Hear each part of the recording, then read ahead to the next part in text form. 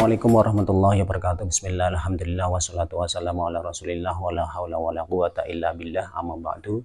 Teman-teman pecinta Al-Quran, jamaah ruang mengaji kita yang dirahmati oleh Allah Subhanahu wa Ta'ala.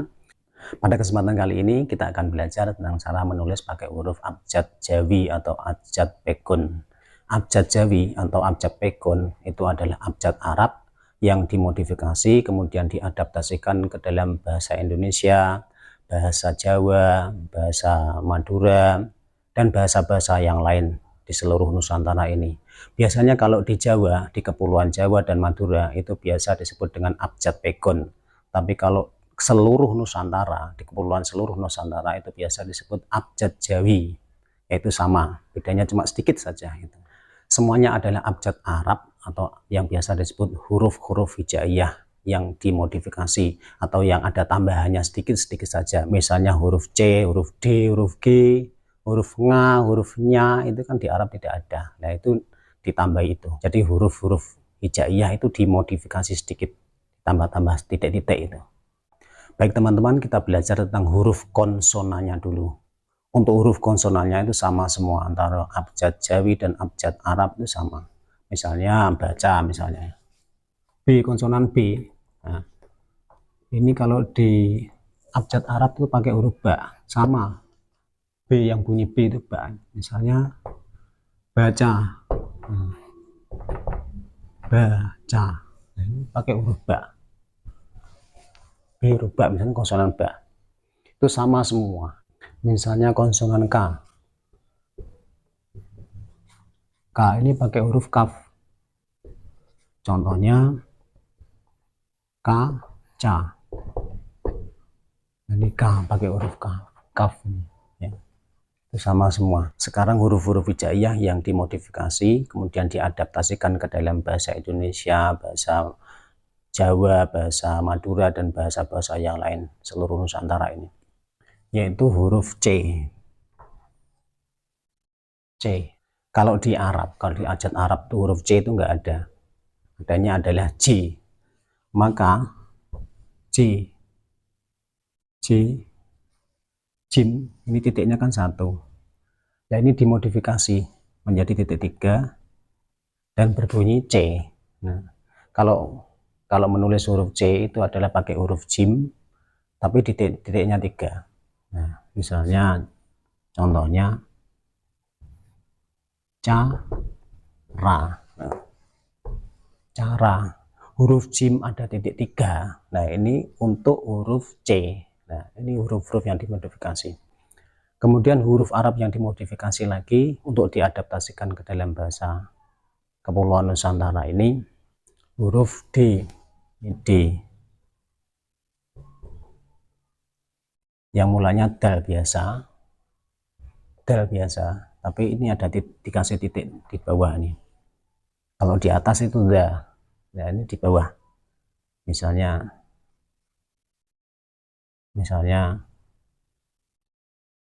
dari,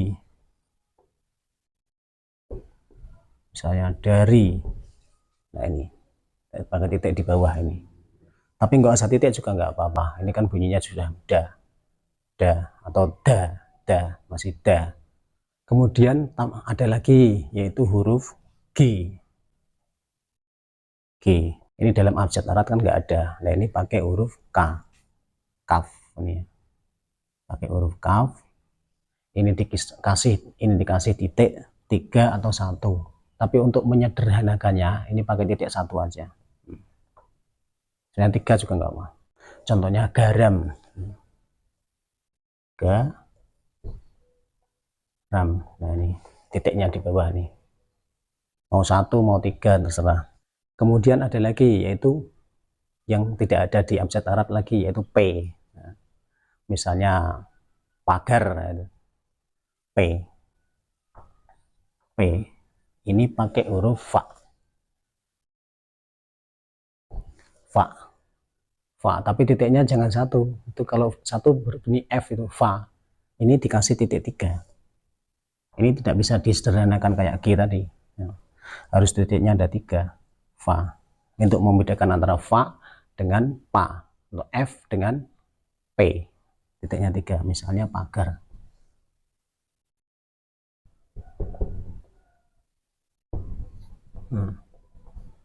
pagar, pagar itu ya. Jadi P itu pakai huruf fa tapi titiknya ada 3, jangan 1.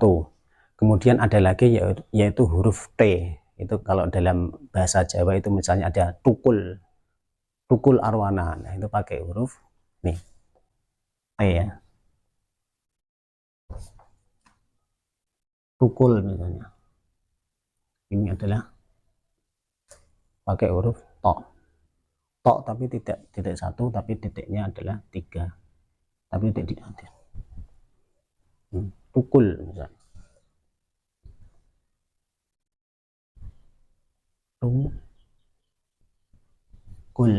nah itu tukul arwana, nah itu misalnya pakai ini, pakai tambahan titik 1 atau tambahan titik 3 di atas juga nggak apa-apa untuk membedakan antara do.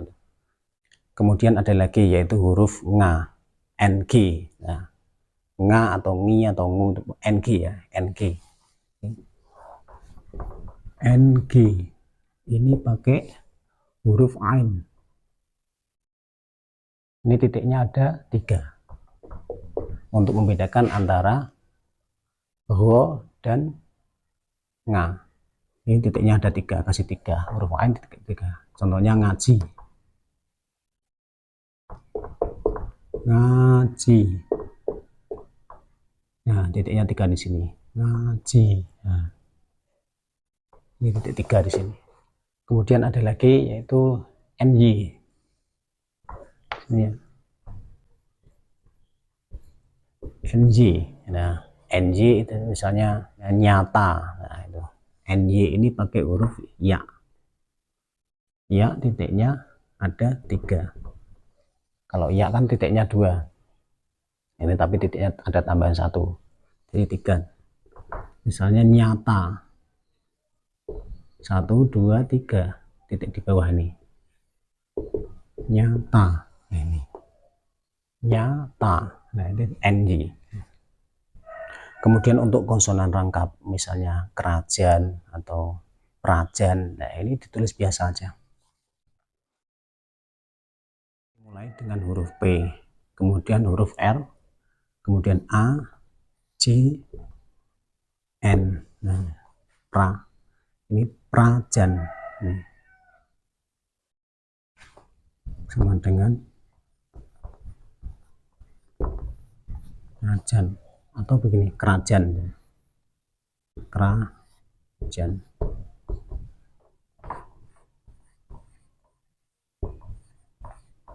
Pra, ini konsonan rangkap. Ini langsung begini. Nanti melihat syakul kalamnya atau susunan katanya, susunan kalimatnya. Kerajaan, prajan. Nah, itu teman-teman, ini untuk huruf konsonannya. Sekarang kita belajar huruf vokalnya. Ini saya hapus dulu.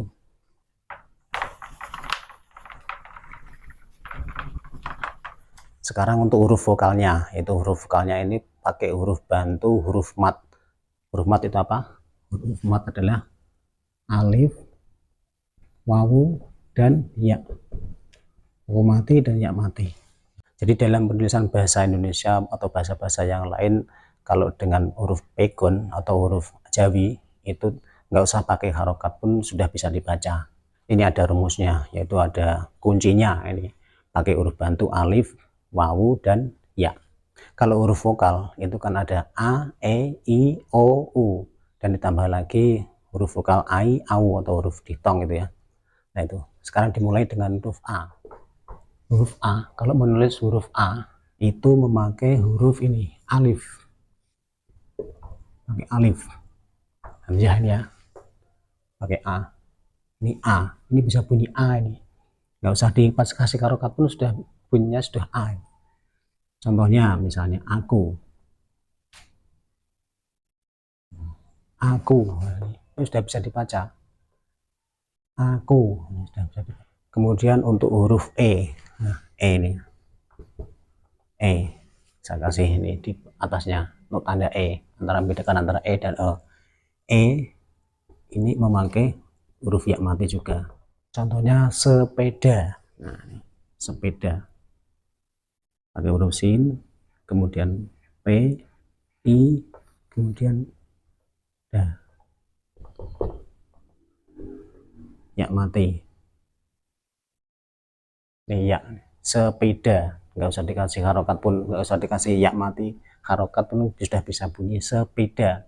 Ini kan antara dua, antara sepi dan sepe. Nah ini melihat siyahul kalamnya atau susunan kalimatnya. Kata sebelumnya dan kata sesudahnya itu apa? Nah, misalnya naik, berarti bukan naik sepeda, tapi naik sepeda. Kemudian untuk huruf pepet itu tidak pakai huruf bantu apapun, jadi tidak pakai huruf bantu alif, wawu, ya. Nah, pepet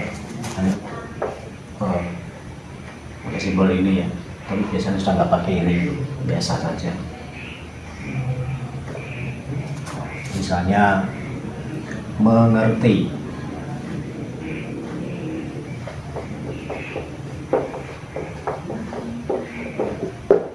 misalnya mengerti itu nggak pakai huruf bantu alif, wawu, ya, ditulis langsung saja. Dan M ya,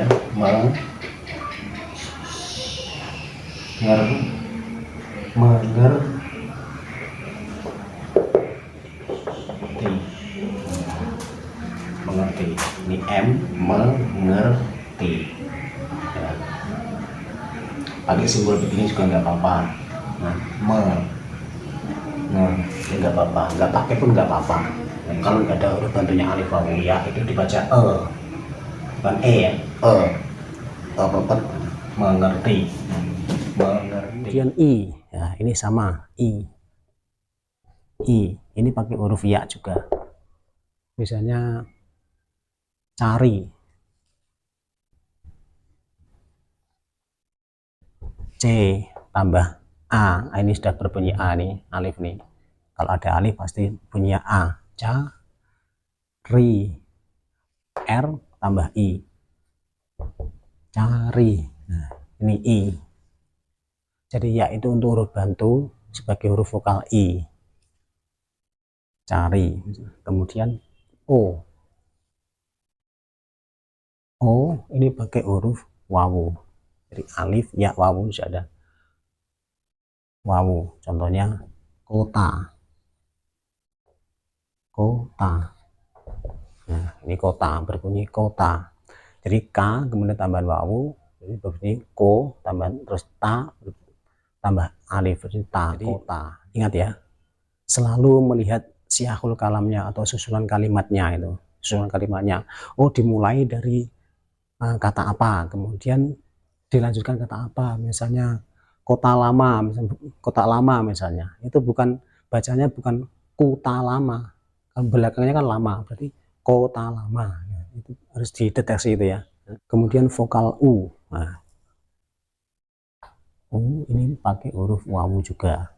Nah, contohnya apa? Sudah, S U D A H, S ini S, ini U, ini D, ini A, ini H. Nah, sudah. Nah, jadi U ini pakai huruf bantu wawu ya. Sekali lagi untuk membedakan antara E dan I atau O dan U itu melihat siyahul kalamnya atau susunan kalimatnya. Jadi susunan kalimatnya sebelumnya ada kata ini, kemudian kata ini pasti berbunyi ini. Misalnya soto dengan sutu misalnya, itu tulisannya sama. Contohnya ini, sutu. Ini ada dua kemungkinan, bacaannya adalah sutu dan soto. Tapi apa? Kata sebelumnya atau kata sudahnya itu apa? Misalnya makan. Nah, makan. Ini pasti tidak makan soto, tapi makan soto. Kemudian rangkap vokal atau diftong ya. Itu misalnya ai, misalnya pandai, ini pakai huruf P, fa titik 3 tambah A, itu alif ini, pa tambah N atau non tambah D atau dal titik di bawah, kemudian tambah A, ini baru panda atau tambah I, nah pakai ya, jadi ini pandai. Kemudian untuk huruf diftong au, au. Ini pakai simbol alif dan wawu. Contohnya kacau. Ka, ka, ka, a, ca, c, jim titik tiga, kemudian a tambah wawu. Kacau, kacau. Jadi untuk ai itu pakai simbol alif dan ya. Kemudian au pakai simbol alif dan wawu. Begitu ya untuk simbol ai atau ya, nanti pakai simbol, tetap pakai simbol ini alif, wawu dan ya, ini nanti dirangkai sendiri. Kemudian untuk kata serapan yang dari bahasa Arab, misalnya ro'yah atau rakyat, Dewan Perwakilan Rakyat. Ro'yah ini tetap pakai kaidah tulisan bahasa Arab, bukan pakai kaidah Jawi atau Pegon tadi. Rakyat. Jadi ro, n, ya dan tak bulat ini. Ro'yat. Misalnya lagi untuk nama Abdul Ghaffar. Nah, Abdul Ghaffar itu kan bahasa Arab. Ini tulisannya tetap pakai bahasa Arab. Abdul Ghaffar. Abdul Ghaffar. Tidak boleh ditulis begini pakai kaidah Jawi. Abdul. Terus Ghaffar. Abdul Ghaffar. Ini memang bacaannya sama, tapi salah ini. Karena ini serapan dari bahasa Arab. Terusnya pada begini. Abdul Ghaffar. Abdul Ghaffar. Terus ingat ya, yang serapan dari bahasa Arab itu tetap ditulis baku sebagaimana bahasa Arabnya itu atau tulisan Arabnya itu. Tapi kalau selain bahasa Arab, nah ini baru memakai kaidah penulisan abjad Jawi atau abjad Pegon itu. Demikian ya teman-teman, belajar menulis pakai abjad Jawi atau abjad Pegon kali ini. Mudah-mudahan bermanfaat bagi kita semua. Mudah-mudahan menjadi ilmu yang barokah fid dini wa dunya wal akhirah. Saya pamit undur diri dan insya Allah kita akan jumpa lagi di video yang akan datang. Wassalamualaikum warahmatullahi wabarakatuh.